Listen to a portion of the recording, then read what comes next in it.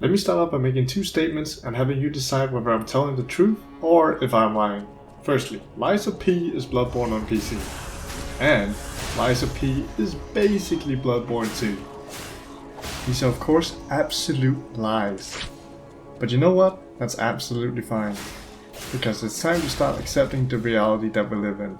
And that's a reality wherein Valve won't make a third title, Dark Souls 1 will never get a proper remaster, and Bloodborne 2 will never get made.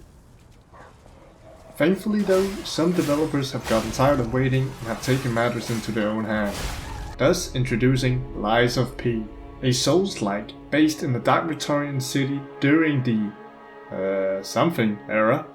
Lollipog. French. And yeah, that's pretty much where all the similarities between Bloodborne and Lies of P end. See, going into this game's demo for the first time, I fully expected a Bloodborne ripoff, especially with how similar the setting is. But it could really not play any more different than one another. So people coming in expecting a PC version of Bloodborne, you're gonna be quite disappointed. See, in all Souls games, pressing the dodge button was the ultimate trump card. Easily the best option given any situation, and it works every time.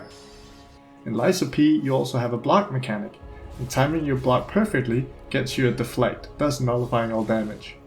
Which is nothing new until you realize that some tougher enemies have unblockable attacks. Not only that, these unblockable attacks can also not be dodged conventionally. Yes, the unblockables are also undodgeable. So your only option is to run away or learn the precise timing of the unblockable and essentially parry it. Sure, there are some weapons that allow you to perfect parry without timing it, but it does cause charges of your Fable meter, which I'll talk about a little later. But this fundamental change in gameplay is gonna absolutely make or break the game for a ton of people, I imagine. Being forced to mix up your defensive options in mid-fights takes a while to get used to, especially with how precise your dodging has to be in this game. Sometimes standing your ground, holding block, taking the chip damage is worthwhile, and sticking with it is very satisfying. All of this is a welcome change after playing what is essentially the same game for about 10 years, and it's definitely not going to be everyone's cup of tea, but I think for those of us who were starting to think the Souls formula was getting stale, this brings enough interesting ideas to make it fun again. I mentioned earlier there's a mechanic called Fable, and it's the meter underneath your stamina bar that you gain from attacking enemies that you can use on Fable arts. These Fable arts are split into two sections, the handle and the blade parts. You can then mix them to have your two preferred Fable arts on your weapon and allow for some nice customization. This mechanic felt really well thought out, and you can see there was a ton of care put into it, and I really liked using it. Okay, well now it's time to talk about something a lot of people have issues with. The movement. The dodge, while locked on, is maybe not as bad as some people are making it out to be. It's just a lot different from what we may have been used to.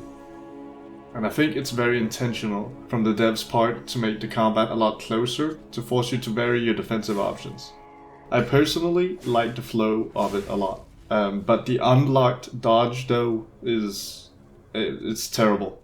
I don't know what that is, it's just not useful in the slightest. I really doubt a lot of things will be changed from this demo, so I recommend giving it a try and deciding whether or not the final product is gonna be for you. For me it's a yes, I'm gonna try it when it comes out, and I might make a follow-up video, I'm not quite sure, but if you do decide to give this title a shot, just make sure to go in with an open mind. Okay, that's it. See ya.